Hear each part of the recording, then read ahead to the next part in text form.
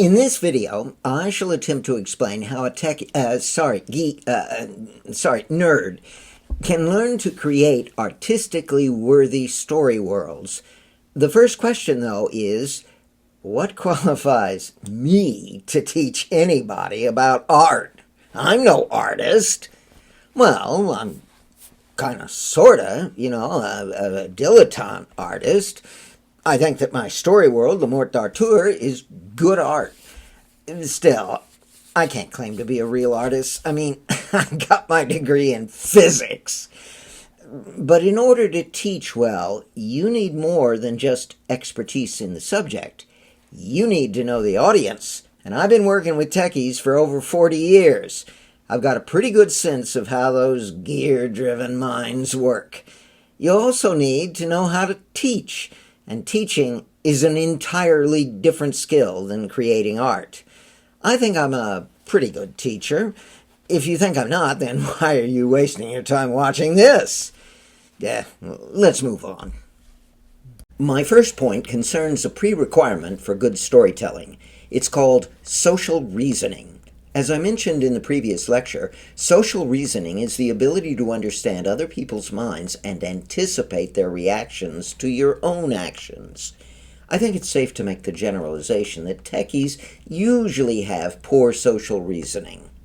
The confirmation hearings for Mr. Kavanaugh provide an excellent test of social intelligence. Ms. Blasey Ford had accused Mr. Kavanaugh of attempting to rape her while they were in high school. Mr. Kavanaugh denied her accusation. Here's a short video of a portion of Ms. Blasey Ford's testimony.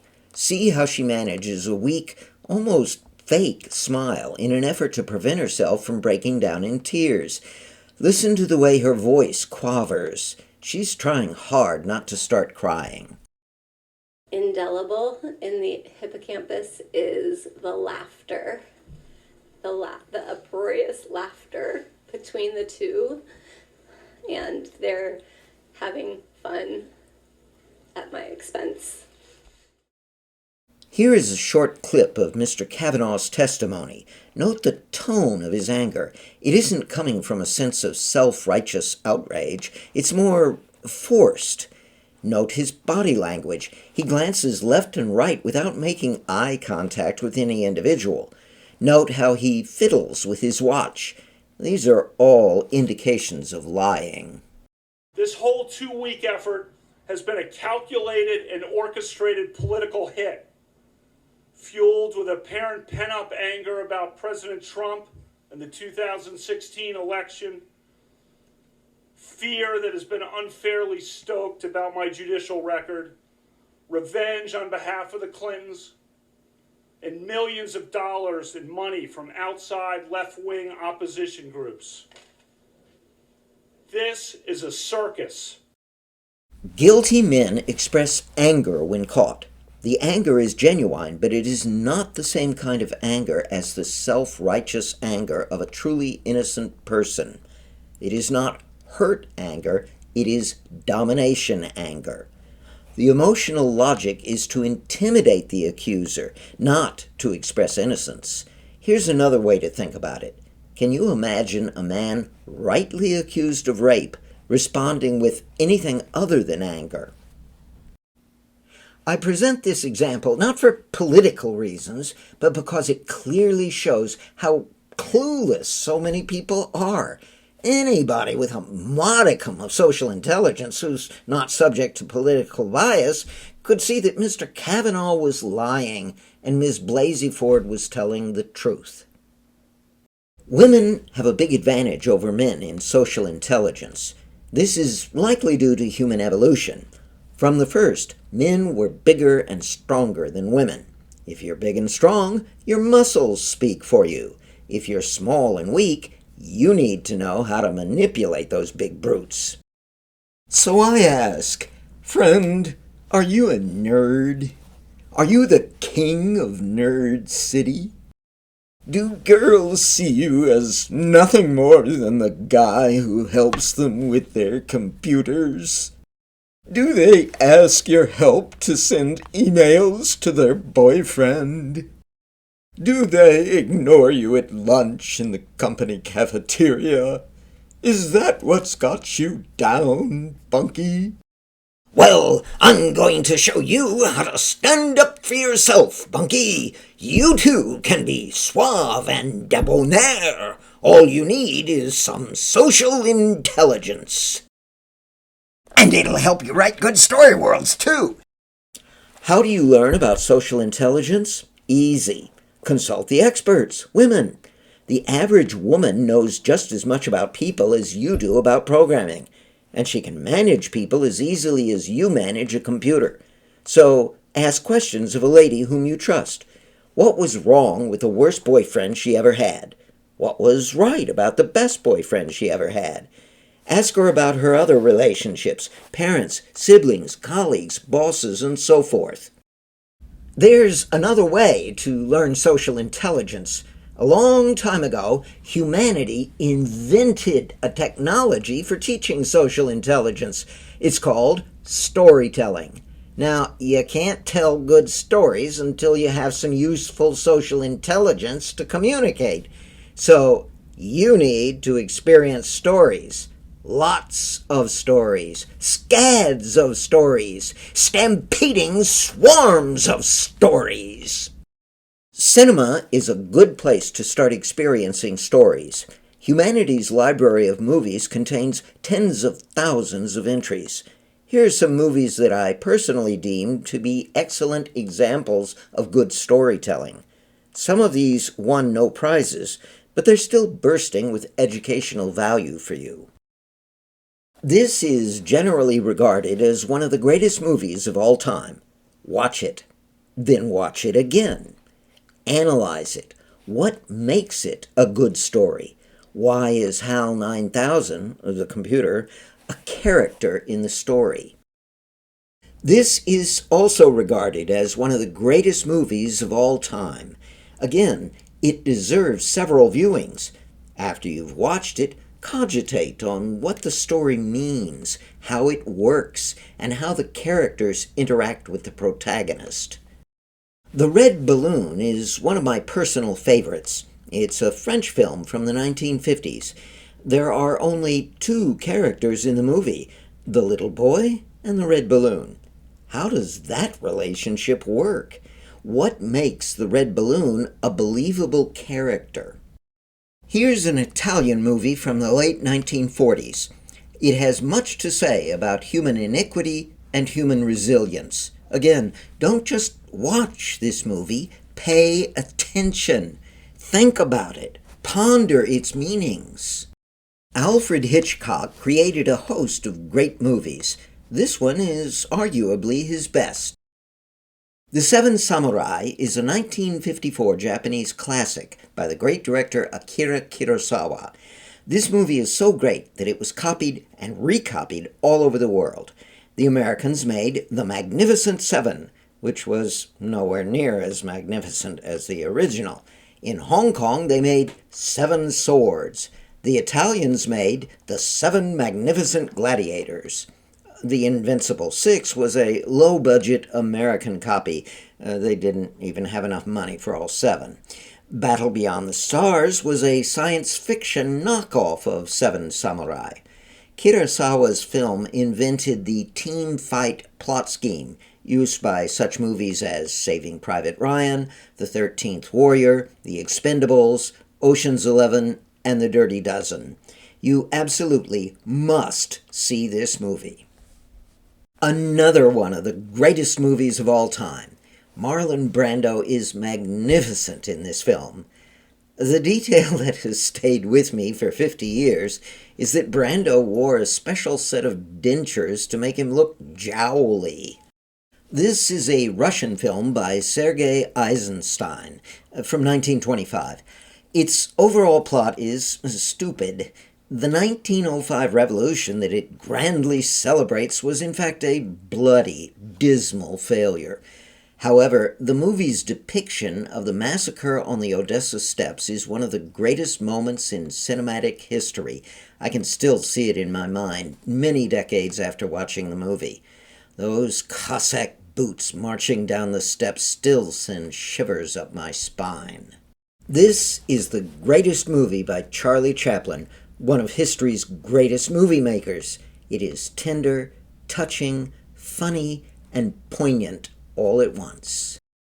Here's a personal favorite of mine. It didn't make any greatest movies lists, but the intensity that Mila Jovovich brings to the movie is unforgettable.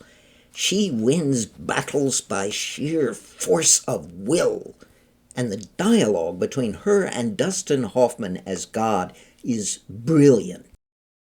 Pulp Fiction is a crazy film that challenges the mind with its wild deviations. I particularly like Samuel L. Jackson's performance. The story is hard to figure out because it's so disjointed, but it really does make sense after you've seen it a few times and think long and hard. Brave is another of my personal favorites. Perhaps it's because the protagonist shows such intensity and determination in adversity. I was also vastly impressed with the many fine touches that aren't immediately noticeable but show a deep understanding of the human condition. Early in the movie, for example, the little girl Merida runs towards her parents, her head bobbling because young children don't have strong neck muscles. The humor is flat out hilarious, and the terror is just as powerful. This movie displays comedy, tragedy, love, and regret with immense power. Schindler's List is the finest movie about the Holocaust. Spielberg truly outdid himself with this one. The opening scene itself is a great study of charisma and manipulation. It's getting difficult to describe all these glorious movies without repeating myself. This one is the magnum opus of the great Swedish director Ingmar Bergman. This is heavy stuff about death. You've got to think hard to appreciate this movie. Stage Beauty is yet another of my personal favorites that never got any prizes. It contains the most powerful scene I've ever experienced.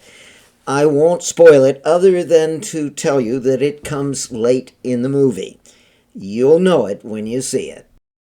Oh, so many wonderful scenes grace this movie. The charge of the helicopters to the music of Wagner's Ride of the Valkyries, the battle for the village, and the gung-ho colonel who ignores bullets and declares, "I love the smell of napalm in the morning." The long trip up the river, and the final confrontation with Marlon Brando. All very weighty stuff, sure to stick with you forever. It's been many years since I saw this movie, and yet many of the scenes are still crystal clear in my memory. This is yet one more personal favorite of mine. It takes at least 2 viewings to comprehend. As science fiction, it is fascinating, with aliens who are maybe 30 feet high, have 7 legs, and write in complex circles with lots of little curly cues. They perceive time differently than we do, and herein lies the core of the movie. It's confusing because, as I pointed out in an earlier lecture, time jumps back and forth in the movie. But the real heart of the movie lies in the decision that the protagonist makes about how to live her life, a decision that is never made explicit in the movie. It is better to have loved and lost than never to have loved at all. Oh, this is a brutal movie about a brutal war as experienced by a boy. I can only call it devastating. In my opinion, the greatest war movie ever made. Sure, it's using 1930s technology, the sound is primitive, the acting a bit overdone, and the budget can't hold a candle to today's blockbusters. But nothing competes with it in terms of driving home the evil of war. The final scene still haunts me. What is justice? Do the exigencies of a desperate war justify compromising peacetime standards of justice? This is a terribly sad movie about how war dehumanizes and ultimately destroys everybody, even those who are never directly touched by it. You can dodge every bullet, evade every bomb, and still die a miserable death all alone. Lastly, Koyaanisqatsi is my favorite movie of all. It has no dialogue, no characters, and no plot. Nothing you would expect from a story. Yet it still manages to present a magnificent story about humanity. The story is told with great indirection and abstraction, and it ultimately hits home hard. These are movies that I think you can learn much from. There are also thousands of great television shows. I present here 4 episodes from Star Trek that offer artistically powerful stories. I use Star Trek because, first, the episodes are only an hour long, and second, because I figure most of my audience already knows about Star Trek. Star Trek: The Next Generation, Darmok. How do you establish a relationship with somebody with whom it is impossible to communicate? An alien starship commander gives his all to try. Star Trek: The Next Generation, The Inner Light. How can a civilization cope with its inevitable doom? Is not telling our story clearly and well the best we can give to others? Star Trek: Deep Space Nine, Duet. What is evil? Can a good man play evil to achieve good? This episode contains an absolutely shattering monologue on the nature of evil. Star Trek: Deep Space Nine, In the Pale Moonlight. What is the proper balance between microscopic good versus evil, that is, ethics at the level of the individual, and macroscopic good versus evil, that is, ethics at the level of society? Is the murder of a few individuals justifiable if it saves billions of other people? What about lies? The largest stock of stories, however, lies in literature. There are literally millions of stories that have been printed. I do not exaggerate. There is much for you to learn from this gigantic storehouse of storytelling wisdom. Here are a few of my own favorites that I think you might profit from reading. You've got to start with the Iliad and the Odyssey. They cover the gamut of human virtues and vices, courage and anger, love and lust, patience and vengeance, cleverness and stupidity. You cannot lay claim to the title of storyteller if you do not know these classics. However, do not read a translation in verse. Homer's ancient Greek verse simply cannot be translated well into any modern language. Find a prose translation. You'll learn more from that. Herman Melville wrote a couple of great stories. Moby Dick is about hate obsession, the insatiable desire for revenge and its terrible cost. Billy Budd is a simple tale about good versus evil, with a stunning twist. I read this book way back in high school, 56 years ago. I still remember some parts from the novel. Is ignorance or malice the root of evil? Or perhaps both? Hemingway is certainly one of the great writers of the 20th century. Most of his books are very good, but I chose these 2 as the most valuable for purposes of learning good storytelling.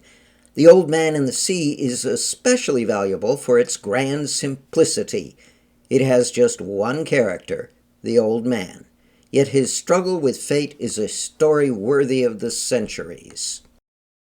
Most of Mark Twain's stories are primarily for entertainment purposes. However, after the great success of his book Tom Sawyer, Twain stepped back and wrote the much deeper book Huckleberry Finn, in which innocence confronts human iniquity. Jane Austen is a woman's writer. Chicks love her novels. You won't like them. All the characters ever do is sit around and talk. There's no action, no explosions, no gunfire, not even any fistfights, for Christ's sakes. No multi-legged aliens, spaceships, or lava-covered planets. Just talking. But if you never read Jane Austen, you'll never write good story worlds. Suck it up and get reading. Jack London wrote a number of great stories, but The Call of the Wild is his masterpiece. It is the tale of a civilized dog, a family pet, hurled into a literally dog-eat-dog world by callous humans. Is nature more honest and true than the world of men? Short stories are concise expressions of the storyteller's art, and O. Henry and Guy de Maupassant are probably the greatest tellers of short stories. Their output is a mixed bag. There are some genuine losers in these collections, but you'll learn much from the good ones. I must say, however, that I never thought O. Henry's tale, The Gift of the Magi, to be as good as most critics think. Dickens wrote a great many books that were quite popular. I found most of his work too saccharine for my taste. However, A Tale of Two Cities struck a chord with me. It is a far, far better thing that I do than I have ever done. What about Shakespeare, arguably the greatest storyteller in all history? Shouldn't you read his work? Well, no. At least not until you're ready to make a big investment of time. He wrote in an older form of English with somewhat different syntax and vocabulary. He invented over 1,700 new words. Many of them, such as madcap and zany, have been incorporated into our modern vocabulary. But his English is hard to follow. You must read each line with a dictionary readily at hand and parse it carefully. Moreover, his finest works, such as these three, are crammed with narrative subtleties that you cannot appreciate until you're a seasoned storyteller. And the beauty of his language is an inspiration to those who can understand it. Fortunately, there are translations of Shakespeare into modern English. They lack the soaring language of the original, but they do permit you to understand the language. I have placed the URL to this website in a comment below. Next, I'd like to introduce you to the most tightly structured stories of all, television commercials. Most commercials, of course, are refined and purified essence of crap, but some are triumphs of the storytelling art. I won't play them here. Instead, I'll just show a single frame from each and provide the link to the full commercial below, down there. I know I put them somewhere down here. You don't know the power of the Volkswagen key fob. United Airlines made a series of brilliant commercials in the 1980s. This is one of them. Ooh, killer cute, mega cute, giga cute. Another United commercial. No words, just images. I threw this in just for fun. The story it tells is kind of silly. This is the best commercial I have ever seen. Sadly, the quality of the video is not very good. This commercial was made in Thailand, and it's quite long at 3 minutes, but it's also quite special and tells a great story. Lastly, a few comments about art in general. Surprisingly, some forms of art utilize stories that you already know. Consider, for example, the Pietà, a magnificent statue by Michelangelo now in the Vatican. The statue presents just one moment from the story of Christ's crucifixion, and that is particularly poignant. Another masterpiece by Michelangelo is his statue of David. Again, you already know the story of David's battle with Goliath. This piece is especially striking. When you first approach it, you see the upper image of his face, which displays his courage. But as you walk around it, you see the lower image of his face, which shows his fear. It's a truly brilliant work. No, I don't see any story in the Mona Lisa. On the other hand, I do see a story in Vermeer's Girl with a Pearl Earring. I've just entered the room and she turns to look at me. She was thinking a private thought when I entered. I have taken her by surprise, but she's not unhappy to see me. She's now waiting for me to say something. All of this is shown in her facial expression. Now let's turn to books about storytelling. There are a zillion books that purport to explain storytelling. Most are useless, and some are just plain wrong. I have too many such books to show, so instead I'll mention just 2 books that might be worth your time. Here's a nice book on the history of art in general. I must caution you, though, that it begins with a long section on religion, and there are other topics that are irrelevant to your needs. Pick through the table of contents to find the stuff you're interested in. I suggest parts 5 and 7, and possibly parts 11 and 12. Lee Sheldon's book is pretty good, too, and a lot more specific, although it is a little too oriented towards conventional video games. This has been a very long video. I apologize for my failure to condense it down to the right size. If you're still watching, I congratulate your persistence. I have spent 30 years struggling to express myself artistically. Most of that time I wasted barking up the wrong tree. I hope that this video will help you accomplish as much in a lot less time.